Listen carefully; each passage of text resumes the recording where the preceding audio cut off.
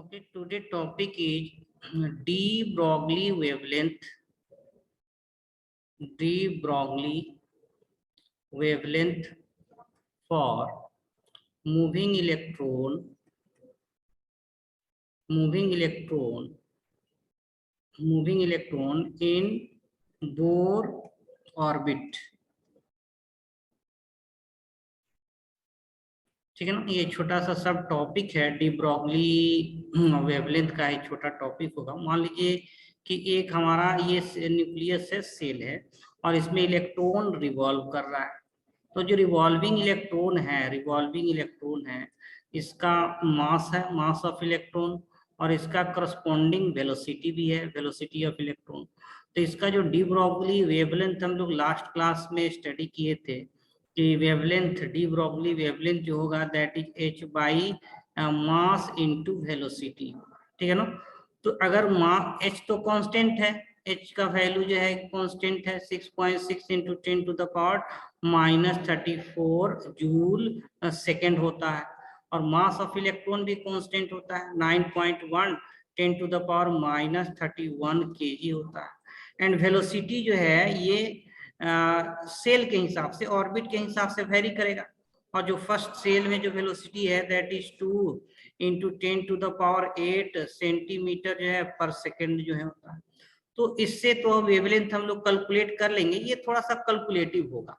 इसी का एक ट्रिकी और शॉर्टकट जो है कि फॉर्मूला है, शॉर्टकट फॉर्मूला है कि अगर वेवलेंथ किसी सेल में ऑर्बिट में कैलकुलेट करना है तो देखिए उसका ट्रिकी फॉर्मूला है n lambda, m lambda is equal to 2 pi r।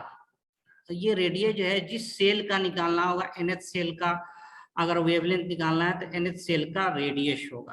तो ये फॉर्मूला हो गया wavelength of a nth orbit जो होगा n into lambda, n lambda is equal to 2 pi r, नहीं n lambda is equal to 2 pi r, जहाँ radius भी nth shell का है। ठीक है ना। अगर nth सेल है, n नंबर सेल है, तो लेमडा भी किसका होगा, nth सेल का होगा, और रेडियस भी किसका लेंगे, nth सेल का लेंगे। तो ये ट्रिकी फॉर्मूला, इसके हेल्प से हम लोग जैसे फर्स्ट सेल में, अगर फर्स्ट सेल है हमारा, फर्स्ट सेल में वेवलेंथ कैलकुलेट करना है फर्स्ट सेल या के सेल में, तो इसके लिए n का वैल्यू हमारा क्या हो गया, 1 हो गया। तो इसके लिए क्या हो गया वेवलेंथ, 1 इंटू लेमडा इजकल टू 2 पाई, और फर्स्ट सेल का रेडियस क्या है, आर नॉट हो गया। तो इसमें लेमडा का वैल्यू क्या हो गया, वेवलेंथ का वैल्यू क्या हो गया, 2 पाई आर नॉट, और सारा वैल्यू यहाँ नोन है। तो लेमडा इजकल टू क्या हो जाएगा, 2 इंटू 3.14 इंटू आर नॉट का वैल्यू एंगस्ट्रॉन में 0.53 लेते हैं। तो ये हो गया वेवलेंथ का वैल्यू, किस में आ गया, फर्स्ट सेल में इलेक्ट्रॉन का एंगस्ट्रॉन में आ गया। इसको सॉल्व कर लेंगे तो 6.28 इंटू 0.53 ये इतना एंगस्ट्रॉन हो गया। ठीक है ना। फर्स्ट सेल में जो वेवलेंथ हो गया मूविंग इलेक्ट्रॉन का, ये वेवलेंथ 6.28 इंटू 53 एंगस्ट्रॉन हो गया। इसको अगर मल्टीप्लाई कर ले तो देखिए 6.28 में मल्टीप्लाई करना है 53 से। ठीक है ना। तो 8 3 जो है 24 हो गया, और 6 और 2 8 होगा, और 6 3 जो है कि 6 3 18, और फिर 5 से लेंगे 0.53 है, 8 4 जा 40, और 10 और 4 40 0 हो गया, और 10 और 4 14 हो गया, और फिर 1 हो गया, और 30 प्लस 31 हो गया। ये टोटल हो गया 4 8 12, और ये 2 3 और प्लस 3, और 2 डेसिमल 4 डेसिमल हो गया तो 3.3, यानी कि इसका जो वेवलेंथ हो गया 3.32 एंगस्ट्रॉन वेवलेंथ हो गया, किसका, इलेक्ट्रॉन का। किसमें, फर्स्ट सेल में मूविंग इलेक्ट्रॉन का वेवलेंथ कितना हो जाएगा, 3.32 एंगस्ट्रॉन। तो ये ट्रिकी फॉर्मूला है जिसके हेल्प से हम लोग मूविंग इलेक्ट्रॉन का वेवलेंथ, डी ब्रॉगली वेवलेंथ क्या है, lambda equal to h by m v. तो ये भी फॉर्मूला हो गया जहां मास और velocity, first shell second cell में h कांस्टेंट है, m कांस्टेंट है, वेलोसिटी जो है जिस सेल का वेवलेंथ निकालना है उस सेल का वेलोसिटी पता होना चाहिए। तो इससे भी एक इजी अप्रोच ये हो गया एन लेमडा, केवल हमको सेल नंबर अगर पता होगा, नोन होगा, तो हम लोग वेवलेंथ कैलकुलेट कर सकते हैं। 2 पाई कांस्टेंट है, केवल रेडियस एनएच सेल का पता होना चाहिए। और एनएच सेल का रेडियस कैसे देते हैं हाइड्रोजन एटम के लिए, r naught into n square, ये एनएच सेल का रेडियस होता है। तो ये भी बहुत आसान कैलकुलेशन होता है। तो इस फॉर्मूला से मूविंग इलेक्ट्रॉन का डी ब्रॉगली वेवलेंथ हम लोग कैलकुलेट कर सकते हैं। जैसे फर्स्ट सेल में जो है इलेक्ट्रॉन का वेवलेंथ जो होगा 3.32 इलेक्ट्रॉन एंगस्ट्रॉन होगा, 3.32 एंगस्ट्रॉन। तो डी ब्रॉगली वेवलेंथ किसके लिए था, मूविंग पार्टिकल के लिए। मूविंग पार्टिकल बोले तो इलेक्ट्रॉन, प्रोटॉन, न्यूट्रॉन, जो भी एटम है, बॉल है, जो भी स्मॉल लिविंग मूविंग पार्टिकल है, electron, proton, neutron, atom, moving ball, ये सबके लिए एप्लीकेबल है। और जो भी मूविंग पार्टिकल है ये वेव नेचर शो करता है। क्या शो करता है, वेव नेचर। जब वेव नेचर शो करेगा तो इसका करस्पॉन्डिंग वेवलेंथ होगा, जिसको डी ब्रॉगली वेवलेंथ कहते हैं। तो यहाँ तक क्लियर है ना? Yes sir. तो नेक्स्ट पेज में हम लोग मूव करेंगे, और नेक्स्ट पेज में इसका डेरिवेशन भी है। देखिए इस फॉर्मूला को सिंपली हम लोग डिराइव भी कर सकते हैं। तो डेरिवेशन देखते हैं, और फिर एक दो क्वेश्चन इससे रिलेटेड हम लोग सॉल्व करेंगे क्वेश्चन नेक्स्ट पेज में। तो जो डी ब्रॉगली वेवलेंथ है सेल में, that is n lambda equal to 2 pi r, ये एनएच से एन सेल में, एनएच सेल में वेवलेंथ कितना होगा इस इक्वेशन से देते हैं। और इसका डेरिवेशन भी है, कैसे इसको डिराइव करेंगे, कैसे इस इक्वेशन को डिराइव कर सकते हैं। तो डिराइव करने के लिए दो बेसिक इक्वेशन यूज करते हैं। एक बोर मॉडल का जो पोस्टुलेट है, जिसमें एमवीआर मेन पोस्टुलेट, कि एमवीआर जो होता है ये मल्टीपल होता है, इंटीग्रल मल्टीपल होता है h/2 पाई का। तो ये एक बेसिक इक्वेशन बोर मॉडल का हो गया। और सेकेंड जो इक्वेशन डी ब्रॉगली वेवलेंथ का है, लेमडा इक्वल टू h/mv। और देखिए इसको अगर रीअरेंज कर दे ऐसे, तो एम वी इक्वल टू हम लोग कल इसको रीअरेंज करके लिख सकते हैं h/लेमडा। इसको इक्वेशन हम लोग 2 ले लें। अच्छा, ये जो इक्वेशन 2 है और 2 का वैल्यू है एम वी इक्वल टू h/लेमडा, यहाँ पर फर्स्ट इक्वेशन में इसको पुट कर सकते हैं। तो putting equation second in first जो है, हम लोगों को क्या मिलेगा कि एम वी के जगह पर हम ले लेते हैं h/लेमडा, एम वी के बदले h/लेमडा ले लिया फर्स्ट सेकंड इक्वेशन से, इंटू आर, और ये किसके इक्विवेलेंट हो गया, n इंटू h/2 पाई। अब देखिए h कैंसिल हो रहा है, इसको सिंप्लीफाई करेंगे, h से h कैंसिल होगा, और इसको क्रॉस मल्टीप्लाई करेंगे तो ये n लेमडा हो जाएगा। क्रॉस मल्टीप्लाई में n lambda equal to 2 pi r. Nth shell के लिए ये डिफाइंड है। एन क्या है, एनएच सेल, यानी एनएच सेल अगर है तो लेमडा जो होगा एनएच सेल में ये किसके इक्वल होगा, 2 पाई, और रेडियस किसका लेना है, एनएच सेल का लेना है। यही इक्वेशन था। इससे हम लोग इस दोनों इक्वेशन से इसको डिराइव कर लेते हैं। तो इसको डायरेक्ट यूज करेंगे कि एनएच सेल में अगर मूविंग इलेक्ट्रॉन है सेकेंड सेल में, मान लीजिए सेकेंड सेल में मूविंग इलेक्ट्रॉन है, एन इक्वल टू अगर जो है कि सेकेंड सेल है, तो इसके लिए वेवलेंथ क्या होगा, तो एन लेमडा यानी कि 2 लेमडा इक्वल टू 2 पाई, और सेकेंड सेल का रेडियस क्या हो जाएगा, तो 4 आर नॉट, यानी कि आर एन कैसे देते हैं, तो आर नॉट एन स्क्वायर। हाँ, सेकेंड सेल का रेडियस जो होगा that is the 4 are naught. तो सेकेंड सेल में जो वेवलेंथ होगा 2 से 2 कैंसिल होगा, ये 4 पाई आर नॉट, ये सेकेंड सेल का वेवलेंथ हो जाएगा। तो इस तरह किसी भी सेल में हम लोग वेवलेंथ कैलकुलेट कर सकते हैं।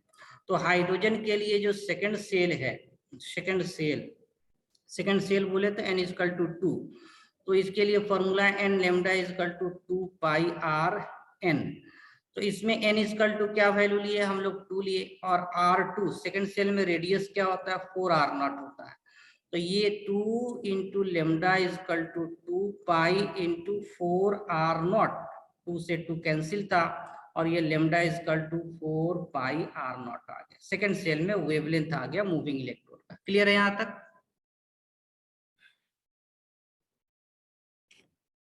चलिए, तो इससे रिलेटेड जो है ओके, इससे रिलेटेड हम लोग एक दो क्वेश्चन कर लेते हैं तो और क्लियर हो जाएगा। चलिए नेक्स्ट पेज में देखिए एक सिंपल सा क्वेश्चन है, क्वेश्चन नंबर 1 जो है कि कह सकते हैं कि डी ब्रोगली वेवलेंथ कैलकुलेट करना है। De Broglie wavelength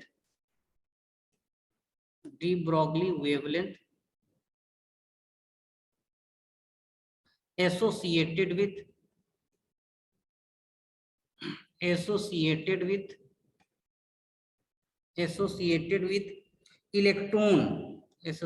electron in third Bohr orbit of helium ion, in third Bohr orbit of helium ion। ये हाइड्रोजन लाइक स्पीसीज हो गया। इसमें क्या होगा, ऑप्शन भी जो है कि गिवन है 10 एंगस्ट्रॉन, बी में जो ऑप्शन है 2 एंगस्ट्रॉन, सी में ऑप्शन आपका 5 एंगस्ट्रॉन और डी में ऑप्शन 1 एंगस्ट्रॉन। ठीक है, तो इस क्वेश्चन को भी डायरेक्ट हम लोग कैलकुलेट कर सकते हैं। फॉर्मूला हमारा क्या है इसके लिए, फॉर्मूला कि n lambda is equal to 2 pi r। देखिए यहाँ n गिवन है, n इज इक्वल टू क्या है 3 है, थर्ड सेल। किसके लिए कैलकुलेट करना है, थर्ड सेल के लिए। तो थर्ड सेल में रेडियस क्या हो जाएगा, तो रेडियस का जो जनरल, थर्ड सेल के लिए रेडियस क्या हो जाएगा, तो रेडियस का जो जनरल फॉर्मूला है ऐसे देते हैं कि r0 n square by Z. तो देखिए r0 हो गया, n स्क्वायर क्या है, n थर्ड सेल के लिए है तो 3 का स्क्वायर, और जेड जो है हीलियम के लिए एटॉमिक नंबर क्या हो जाता है 2, तो ये आ गया 9/2 r0, ये आ गया रेडियस थर्ड सेल का।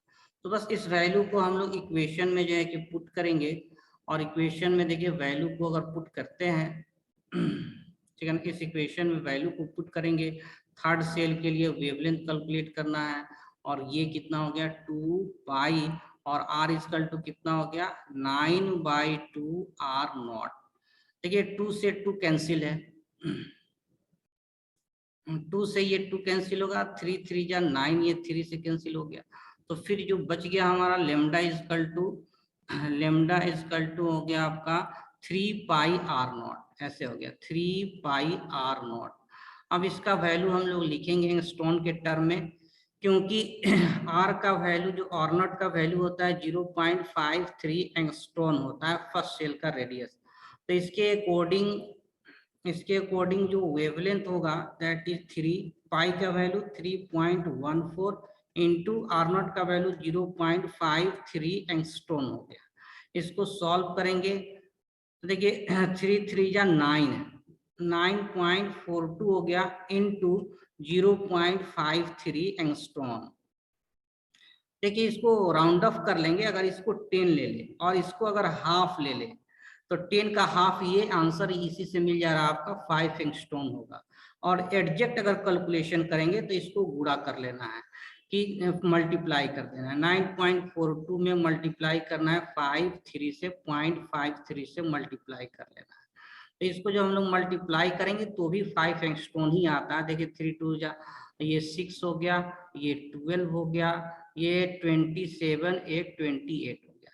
फिर 5 से मल्टीप्लाई करेंगे ये 20 हो गया, 40 और 2 42 हो गया, 4 45 और 4 जो है कि 49 जो है कि।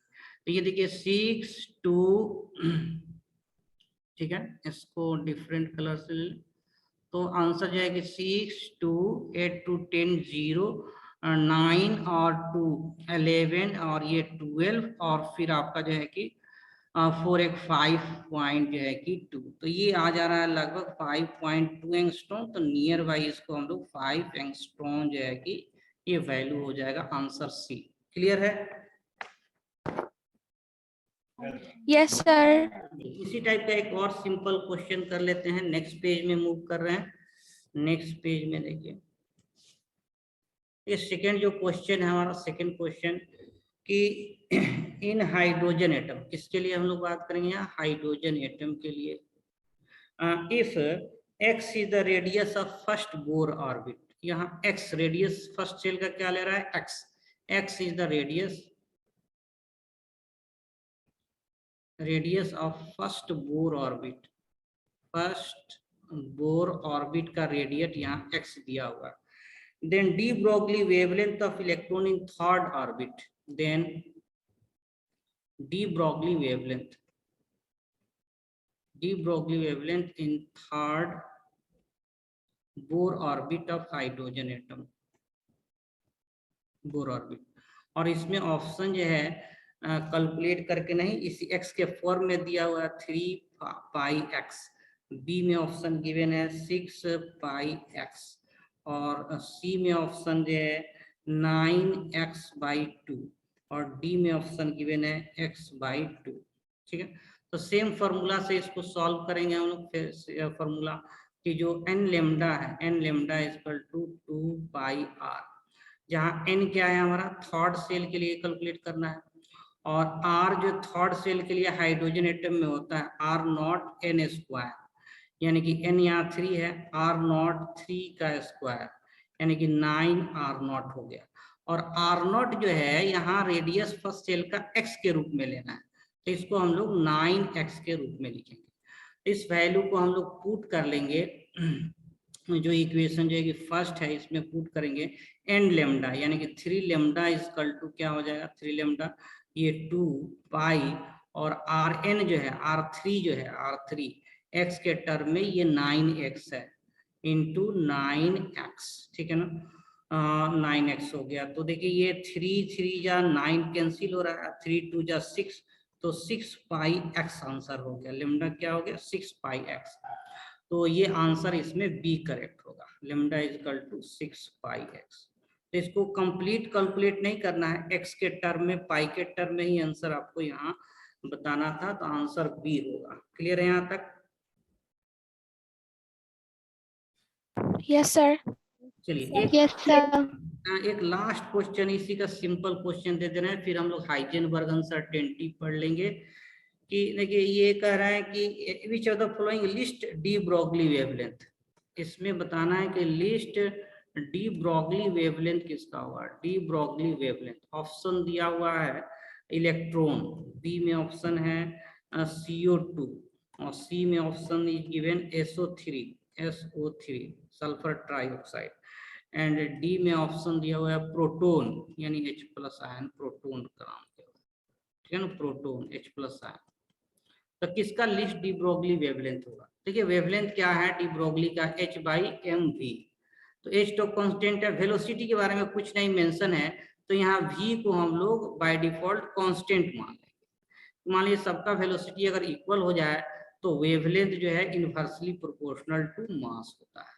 तो मास जिसका सबसे ज्यादा होगा उसका वेवलेंथ सबसे मिनिमम होगा।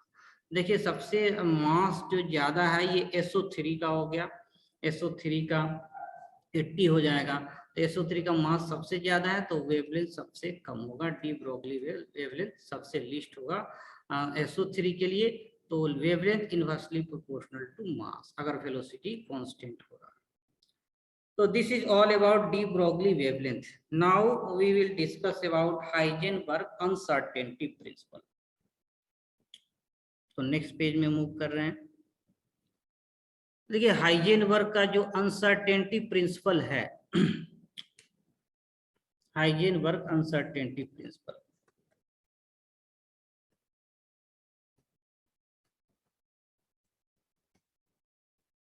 Uncertainty principle. देखिए हाइजेनबर्ग दिया था अनसर्टेनिटी मींस सर्टेन नहीं है। क्या सर्टेन नहीं होता है, position as well as momentum नहीं। ये अनसर्टेनिटी किसके बारे में बताता है, position as well as momentum नहीं, MV जिसको मोमेंटम कहते हैं। ये सर्टेन नहीं है किसके लिए, तो इलेक्ट्रॉन के लिए। किसके लिए, इलेक्ट्रॉन के लिए। यानी कि ये जो थ्योरी है ये वेव नेचर ऑफ इलेक्ट्रॉन को सपोर्ट करता है। किसको सपोर्ट करता है, वेव नेचर ऑफ इलेक्ट्रॉन को सपोर्ट करता है। Wave nature of electron, electron तो पार्टिकल है ही, ये वेव नेचर को भी शो करता है, इसलिए इसके पोजीशन और मोमेंटम दोनों साथ साथ एक्यूरेटली डिफाइन नहीं कर सकते हैं, सर्टेन नहीं होता है, अनसर्टेन होता है। अनसर्टेनिटी प्रिंसिपल जब बोर थ्योरी हम लोग पढ़े थे वहां भी इसको डिस्कस किए थे कि Bohr theory fail to explain Heisenberg uncertainty principle. ऐसा क्यों, कि जो बोर थ्योरी है fail to explain Heisenberg principle. Heisenberg uncertainty principle को एक्सप्लेन नहीं करता है, क्योंकि जो बोर का जो मॉडल है ये पार्टिकल नेचर ऑफ इलेक्ट्रॉन पर बेस्ड है। किस पर बेस्ड है? ये रिफ्लेक्ट कर रहा है particle nature of electron, particle nature of electron. लेकिन हाइजेनबर्ग अनसर्टेनिटी प्रिंसिपल ये वेव नेचर के पर बेस्ड है। और पार्टिकल नेचर ऑफ इलेक्ट्रॉन का मीनिंग ये हुआ कि बोर जो है इलेक्ट्रॉन का पोजीशन किस सेल में है, उसका रेडियस कितना होगा, पोजीशन भी डिफाइन कर सकते हैं। सेल में पोजीशन भी इलेक्ट्रॉन का डिफाइन करते हैं। और मोमेंटम, इलेक्ट्रॉन का मास और वेलोसिटी कितना होगा, मोमेंटम भी डिफाइन करते हैं हम लोग किस में, बोर थ्योरी में कैलकुलेट करते हैं। लेकिन हाइजेनबर्ग कहता है कि दोनों एक साथ एक्यूरेटली कैलकुलेट नहीं कर सकते, यानी कि according to this theory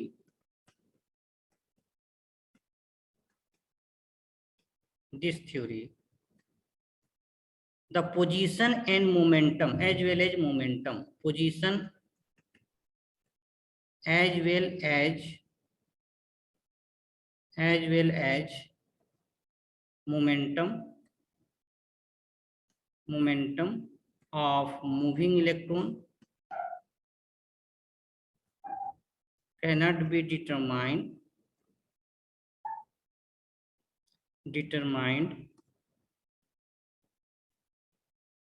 simultaneously, एक साथ नहीं डिटरमाइन कर सकते हैं विथ एक्यूरेसी, एक्यूरेसी के साथ डिटरमाइन नहीं कर सकते हैं, ठीक है ना। This is known as Heisenberg uncertainty principle. इसको डायग्राम से भी हम लोग समझ सकते हैं। नेक्स्ट पेज में इसको थोड़ा सा डायग्राम के हेल्प से समझने की कोशिश कर रहे हैं। फॉर एग्जाम्पल मान लीजिए ये हमारा न्यूक्लियस है और ये सेल है, और सेल में जो है कि ये इलेक्ट्रॉन का पोजीशन है, ठीक है ना, इलेक्ट्रॉन है। तो इसको हम लोग, इसका पोजीशन फिक्स है, इस पॉइंट पर है, पोजीशन इस पॉइंट पर है। कैसे डिफाइन करेंगे? तो इसके लिए विजुअल लाइट, हाई फ्रीक्वेंसी के लाइट से इलेक्ट्रॉन को फोकस करना होगा। नहीं, जो भी हमारा टेलीस्कोप है, टेलीस्कोपिक विजन के लिए लाइट जरूरी होता है। तो इसको जब लाइट या high energy, high frequency visual light हम लोग जब यूज करते हैं तो इसका पोजीशन फिक्स हो जाता है कि इस पोजीशन पर इलेक्ट्रॉन है। लेकिन जैसे पोजीशन डिटरमाइन करते हैं, इसका मोमेंटम जो है ये चेंज हो जाता है, ये हाईली इंक्रीज हो जाता है। मोमेंटम जो है, ओरिजिनल मास और वेलोसिटी मोमेंटम चेंज हो जाता है, क्योंकि लाइट अपना एनर्जी इसको प्रोवाइड कर देता है। तो कहने का मतलब जब लाइट यूज करेंगे, नहीं लाइट यूज करते हैं हाई एनर्जी का, नहीं लाइट जो है energy H mu, high frequency का जब लाइट हम लोग यूज करते हैं तो इससे इलेक्ट्रॉन का जो मोमेंटम है ये चेंज हो जाता है, इंक्रीज हो जाता है।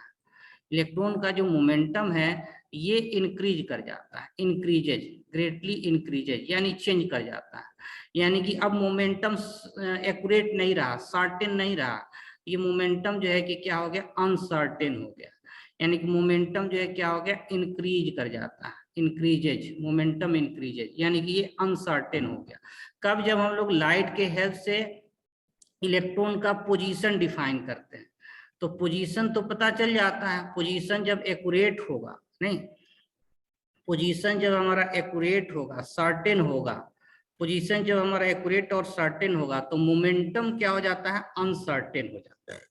अगर हम लोग लो फ्रीक्वेंसी का लाइट यूज करें, अगर हम लोग यूज करें जो है कि लो फ्रीक्वेंसी लो एनर्जी का, इसको डाउनवर्ड कर दिया, लो फ्रीक्वेंसी लो एनर्जी का, तो इससे मोमेंटम पता चल जाएगा। मोमेंटम क्या होगा, सर्टेन होगा। मोमेंटम जो है ये सर्टेन होगा, फिक्स होगा, एक्यूरेट होगा। लेकिन फिर पोजीशन लो फ्रीक्वेंसी का मतलब क्या हो गया, light of low energy, low energy मतलब इंफ्रारेड रे, मान लीजिए लो एनर्जी का लाइट। तो लो एनर्जी का जब अगर लाइट होगा तो इसका पोजीशन फिर नहीं दिखेगा, नहीं मोमेंटम सर्टेन होगा लेकिन पोजीशन फिर नहीं पता चलेगा कि पोजीशन क्या है। पोजीशन फिर क्या हो जाएगा, अनसर्टेन हो जाएगा। पोजीशन क्या होगा, अनसर्टेन होगा। तो अनसर्टेन पोजीशन का मतलब इस पॉइंट पर नहीं है, एक्स पोजीशन पर नहीं है, ये x1 x2 के बीच में, x1 x2 के बीच में। तो अनसर्टेन पोजीशन का मतलब पोजीशन फिक्स नहीं है, ये डेल्टा एक्स हो गया, यानी कि ये x1 और x2 के बीच में, ठीक है ना, x1 और x2 के बीच में। तब ये इसका कंक्लूजन ये है कि जब हमारा मोमेंटम जो है एक्यूरेटली पता होगा, ठीक है ना, मोमेंटम, तो इसका मोमेंटम जो है कि जब एक्यूरेटली पता होगा तो इसका पोजीशन जो है ये पोजीशन नहीं पता होगा, ठीक है ना। मोमेंटम अगर जो है कि सर्टेन होगा तो पोजीशन क्या होगा, अनसर्टेन होगा, ठीक है। अगर मोमेंटम जो है कि अनसर्टेन होगा डेल्टा पी, तो पोजीशन हमारा एक्यूरेटली डिफाइन हो जाएगा, एक्स पॉइंट पर है, मोमेंटम इसका पी है, डेल्टा एक्स डेल्टा पी का मतलब रेंज ऑफ मोमेंटम हो गया, रेंज ऑफ पोजीशन हो गया, in between position, in between momentum. तो एक अगर डिफाइन करेंगे तो दूसरा एक्यूरेटली डिफाइंड नहीं होगा, क्लियर है ना। तो दो जो है कि पैरामीटर लिए हम लोग कि अगर Yes, sir. इफ जो है कि वो मोमेंटम को पी से डिनोट कर दिए mv, अगर ये हमारा एक्यूरेट है, एक्यूरेट है, पता है कि पी क्या है, ठीक है ना, तो इसका जो पोजीशन है, पोजीशन ये फिक्स नहीं होगा, ये क्या हो जाएगा, डेल्टा एक्स हो जाएगा, नहीं, पोजीशन एक्यूरेट नहीं होगा, अनसर्टेन हो जाएगा। तो मोमेंटम जब एक्यूरेट है तो पोजीशन अनसर्टेन होगा।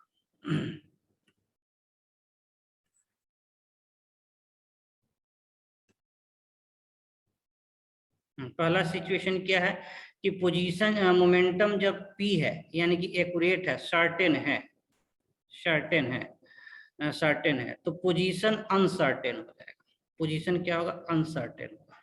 अगर Uncertain. मोमेंटम अनसर्टेन है, डेल्टा पी मतलब अनसर्टेन है, रेंज में है, तो फिर पोजीशन जो है कि सर्टेन हो जाएगा, Certain.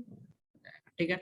और इसी को मैथमेटिकली जो है डी हाइजेनबर्ग मैथमेटिकली एक्सप्रेस किया कि दोनों जो अनसर्टेनिटी का जो प्रोडक्ट होता है, अनसर्टेनिटी का प्रोडक्ट यानी कि delta x into delta p जो होता है, that is greater than equal to h by 4 mathematical, ये इनइक्वालिटी हो गया हाइजेनबर्ग अनसर्टेनिटी प्रिंसिपल का मैथमेटिकल फॉर्मूला हो गया कि always greater than equal to h by 4 इस इक्वेशन को हम लोग डिफरेंट फॉर्म में लिख सकते हैं। नेक्स्ट पेज में सर थोड़ा प्रीवियस पेज दिखाइए, उससे भी पहला वाला सर।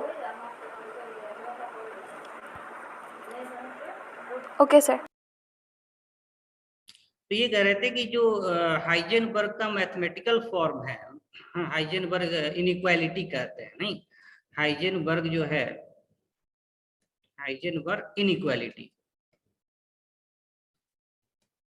का जो मैथमेटिकल फॉर्म है कि delta x into delta p का जो प्रोडक्ट है greater than equal to h by 4 होगा। यानी इसका दो फॉर्म है, या तो डेल्टा एक्स और डेल्टा पी का प्रोडक्ट इक्वल होगा, जिसको इक्वेशन कहेंगे h बाई 4 के, जितना न्यूमेरिकल है इसी इक्वेशन से हम लोग सॉल्व करते हैं, या फिर delta x into delta p का प्रोडक्ट ग्रेटर देन होगा h बाई 4 के, और दोनों को कंबाइन करके इस फॉर्म में लिखते हैं। और डेल्टा एक्स डेल्टा पी क्या है, अनसर्टेनिटी है। इसी इक्वेशन को हम लोग ऐसे भी लिख सकते हैं, डेल्टा एक्स डेल्टा पी को अगर तोड़ दें, mass into uncertainty in velocity, क्योंकि मास चेंज नहीं होता है, तो ये ग्रेटर देन h बाई 4 हो सकता है। मास कांस्टेंट है, इसको अगर दूसरे साइड कर देंगे तो इस इक्वेशन को ऐसे भी लिख सकते हैं, delta x into delta v greater than equal to h by 4 ऐसे भी लिख सकते हैं इस इक्वेशन को।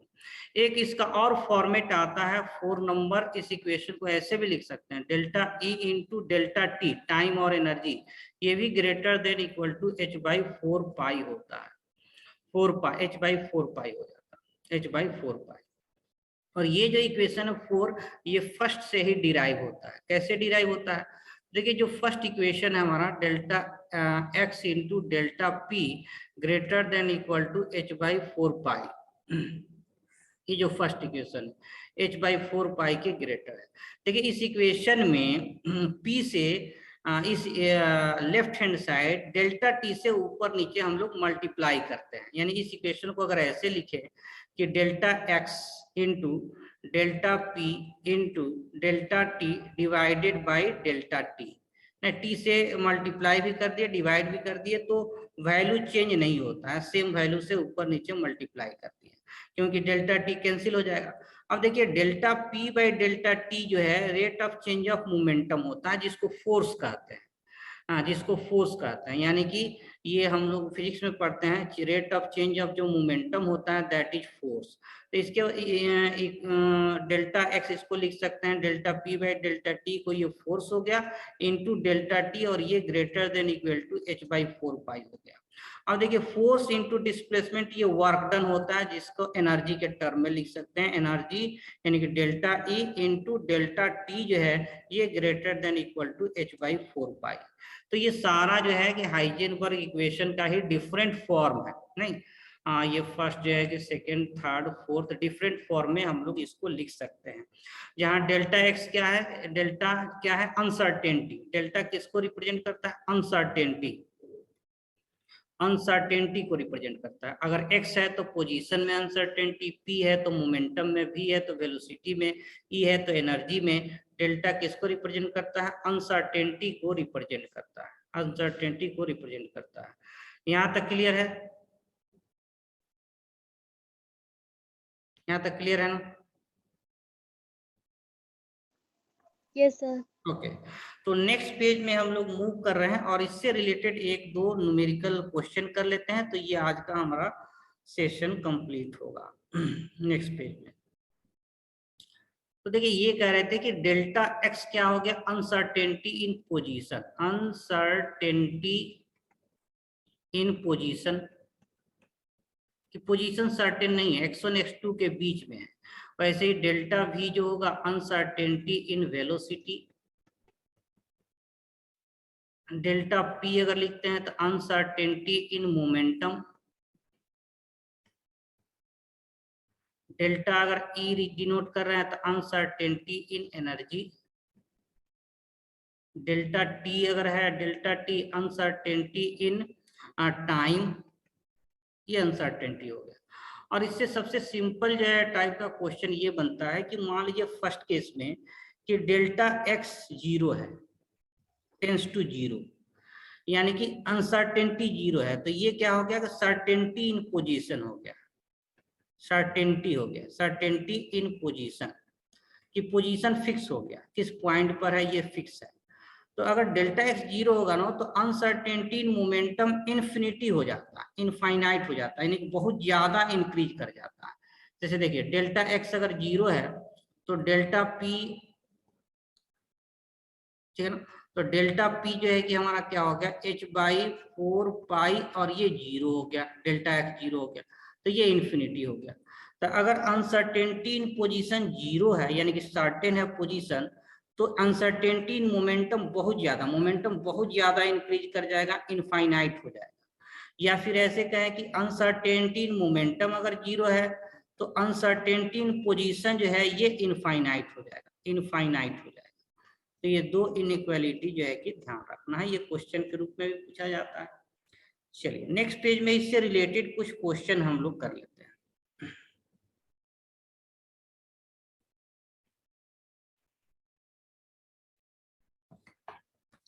ये क्वेश्चन हम लोग बात कर रहे थे कि जो क्वेश्चन है अनसर्टेनिटी ऑफ प्रिंसिपल पर बेस्ड है, ये पीडीएफ में भी आपका गिवन है एग्जांपल क्वेश्चन, एटॉमिक स्ट्रक्चर का जो पीडीएफ हम लोग शेयर किए हैं कि एक गोल्फ बॉल है, गोल्फ बॉल जिसका मास गिवन है और मास जो है कि 40 ग्राम दिया हुआ है। 40 ग्राम को केजी में चेंज करेंगे, 4 इंटू 10⁻⁻² kg, 1000 से डिवाइड कर देंगे। और इसका वेलोसिटी भी दिया हुआ है, स्पीड ये दिया हुआ है 45 मीटर पर सेकेंड। और देखिए कह रहे हैं कि वेलोसिटी को मेजर किया जा सकता है, measure within accuracy of 2%, नहीं यानी कि स्पीड या velocity, speed can be measured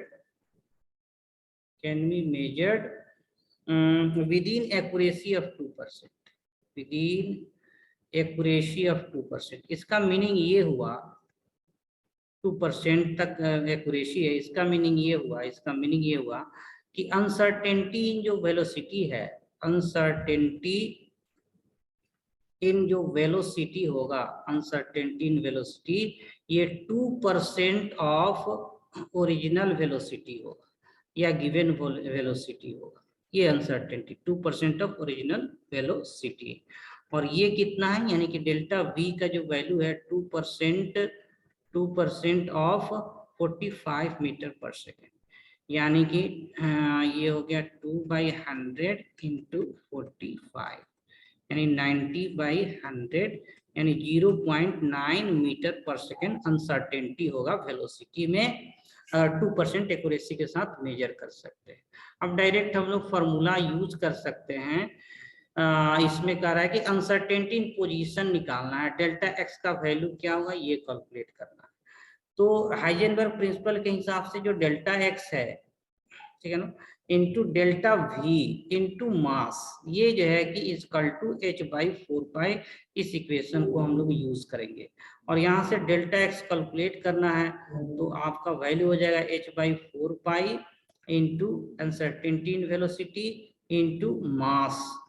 h का वैल्यू कांस्टेंट है 6.6 10⁻⁻34 and 4 into 3.14 into delta V 0.9 metre पर सेकेंड, और मास ऑफ बॉल जो है कि 4 इंटू 10⁻⁻2 kg, और इसको सॉल्व करते हैं, देखिए ये 1.46 इंटू 10⁻33 ये मीटर आ जाता है अनसर्टेनिटी इन पोजीशन, यानी इस रेंज में अनसर्टेनिटी होगा, पोजीशन होगा इलेक्ट्रॉन का। तो this is question related with Heisenberg uncertainty principal. तो ये हम लोग का था de Broglie and Heisenberg uncertainty principal, ये एक पार्ट खत्म हो गया, that is wave nature of electron हम लोग डिस्कस कर रहे थे, वेव नेचर ऑफ इलेक्ट्रॉन, तो ये एक पार्ट हम लोग का खत्म हो गया। अब नेक्स्ट जो लास्ट टॉपिक होगा इस चैप्टर का, क्वांटम नंबर या इलेक्ट्रॉनिक कॉन्फ़िगरेशन, ये तो हम लोग डीपी जो हॉलीडे है उसके बाद हम लोग डिस्कस करेंगे, और उसके पहले क्वेश्चन डिस्कशन करना है, यानी कि 2 डीपीपी जो दिए हैं, शेयर किए हैं previous year question first chapter का, 1-2 डीपीपी आज भी शेयर करेंगे, और प्लस हो सकता है इस चैप्टर का भी थ्योरी हम लोग 70% कंप्लीट हो गया, तो इस चैप्टर का भी प्रीवियस ईयर नीट का क्वेश्चन शेयर कर लेंगे।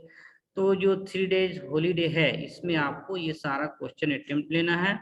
सैटरडे फिर रीओपन होगा ऑनलाइन क्लास, तो उसमें हम लोग क्वेश्चन पहले डिस्कस करेंगे, क्वेश्चन सारा कंप्लीट करने के बाद last topic quantum number electronic configuration हम लोग करेंगे। ओके, ठीक है, तो आज यही क्लास बाइंड करते हैं, फिर हम लोग मिलेंगे नेक्स्ट जो है कि Saturday. Happy holiday. Okay, thank you.